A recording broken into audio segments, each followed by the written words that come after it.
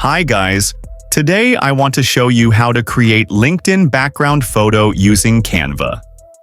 Head over to canva.com and search in the top, in the search bar here, LinkedIn background photo. Click on Create a blank LinkedIn background photo.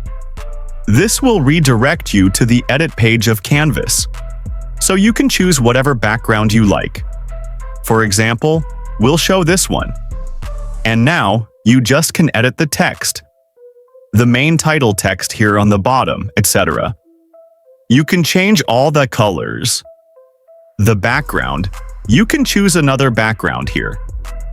And that is guys, in few simple steps, you can just create a LinkedIn background photo using Canva in a matter of seconds.